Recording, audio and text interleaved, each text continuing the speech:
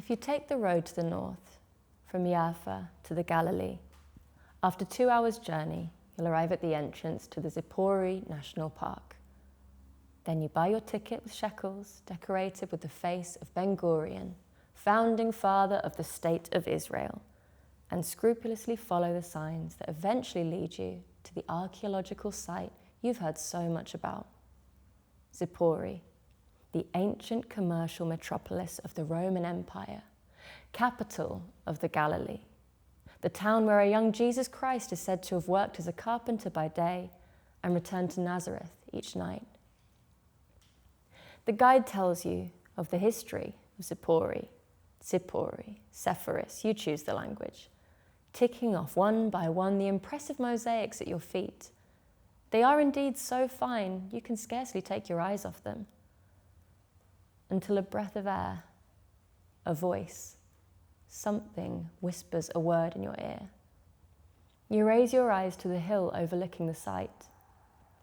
There in the distance, a vast forest of pine trees cover the hillside, all the same height, all the same colour. A carefully manicured green carpet that looks out of place in the rest of the landscape. The guide, who has noticed what you're looking at, is quick to warn you not to stray from the marked path. If you do, you will endanger the precious ruins and the native flora in the national park, especially not to go near the forest, even if it looks tempting. Whispered rumours go through the group of visitors.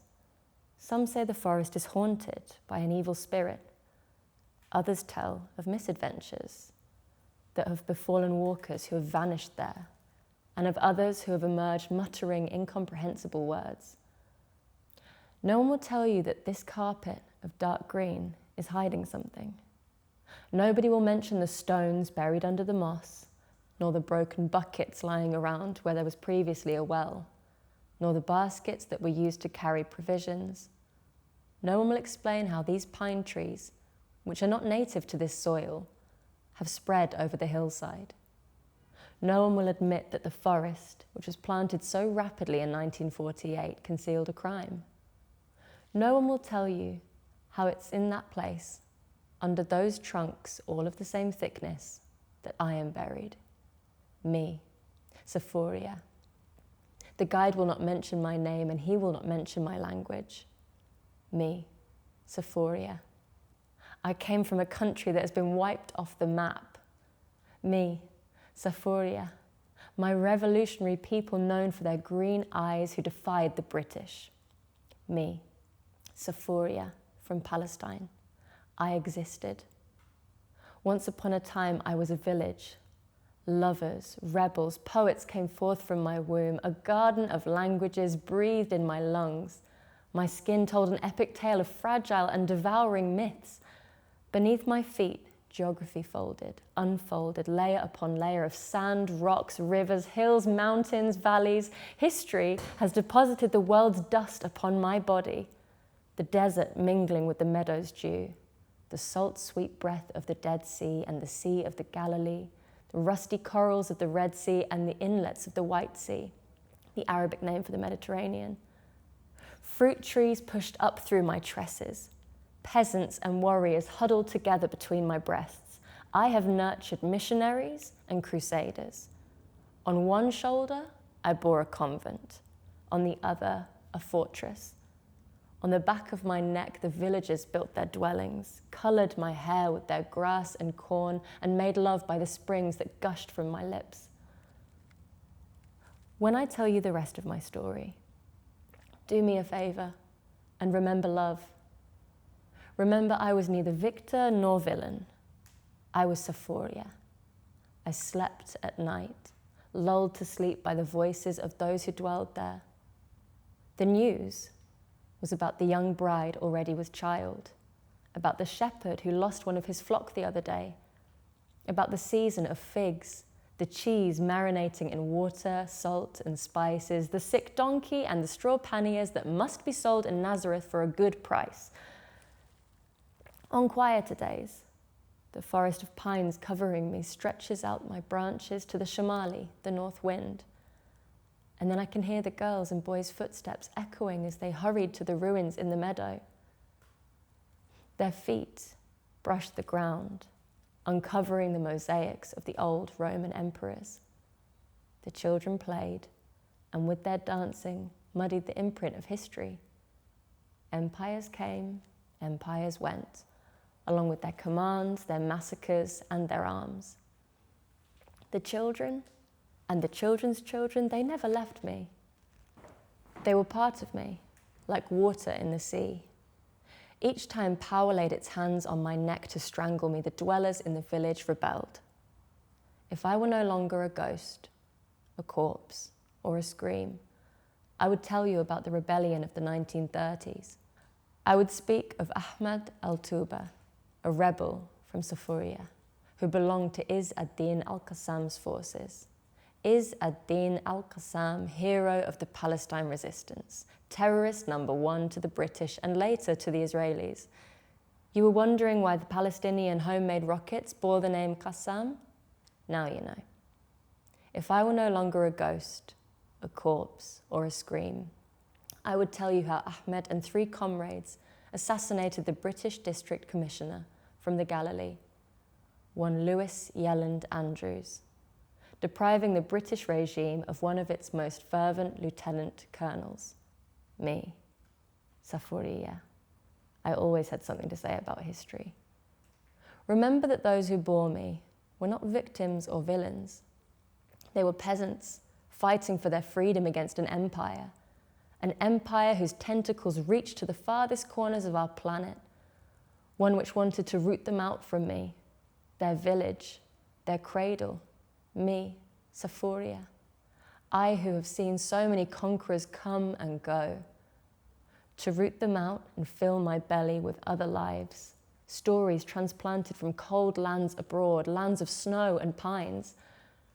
If I were no longer a ghost, a corpse, or a scream, I would tell you about the hunt for the man which then took place, the British commander who had dared to walk on my land and threaten the villagers, thinking he would find amongst these green-eyed, fair-skinned Arabs collaborators who would be prepared to betray one of their own. The people in the village suffered interrogations, aggression, humiliation, and my skin absorbed their blood and their tears.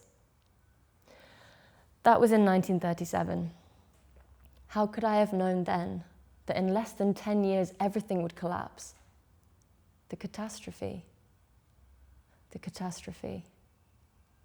So why had the sky, the earth, the wind not given warning of the Nakba that would sweep everything away? They came in the night, the giant millipedes.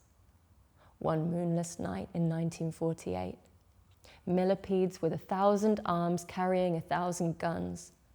Millipedes with 1,000 eyes swarming through streets targeting someone's head or a heart beating too loud.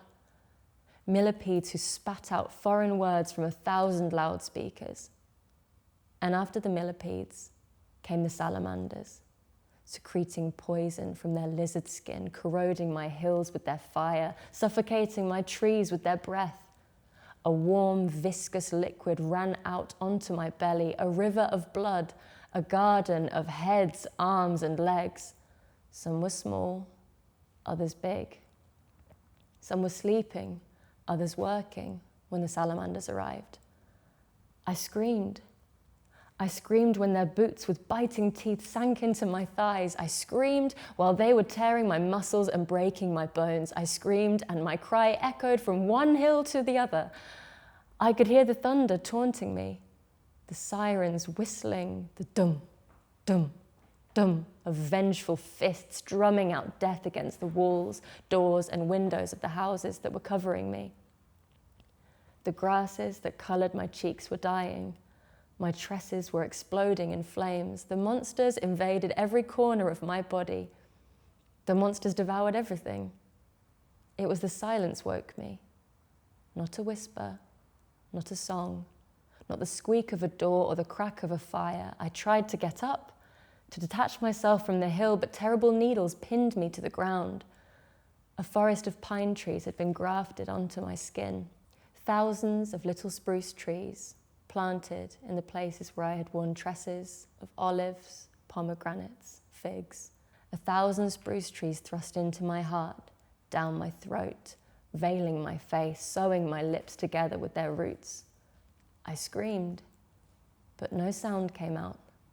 I was buried. Me, Saffouryeh, the village of good people, the village of rebels and revolutionaries under a tombstone of evergreens.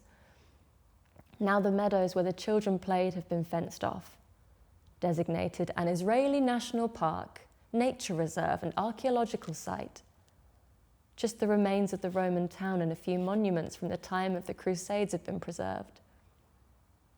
Now and again, the wind brings me news of the survivors of the Nakba. The Shamali tells me they are living in Nazareth, in Harat al-Safafra, the district of the inhabitants of Saffouryeh. As for our hero, Ahmed al-Tuba, who was imprisoned and then escaped thanks to the help of some brave people, he had to go into exile in Syria. Ahmed died stateless. I know this because the pine trees, jailers in spite of themselves, told me so. I know this because they refused to be complicit in the crime. I know this because the pine trees whisper their secrets to me. I know this because their roots, which are preventing me from crying out, also quench my thirst and feed me. Buried under trees for decades now, I've learnt to listen, to read the souls of strangers, hear the secret language of their eyes, rivers of blood spurting into pure white, the silent drowning.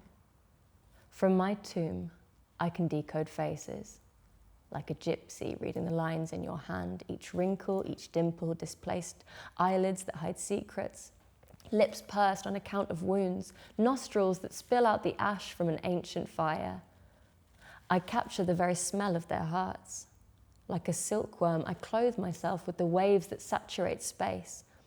Simply by sniffing the air, I can detect vampires, stalking among the game. Me, Saffouryeh, me, the village buried under the pine forest, I haunt the monsters in the hills of the Galilee. Ghost, corpse, stifled scream, I still live, violated by the feet of tourists who dream of the Roman conquest of the Promised Land. I live. I have set a trap with their fantasies and desires. From time to time comes a visitor, more curious than the others for adventure. It may be a soldier taking a break from genocide, or an official who is tired of signing demolition, expropriation, or detention orders. Drawn by the murmuring of the pine trees, they wander off the beaten track in the national park. Thinking they might discover a secret garden, they enter my tomb, and they never get out.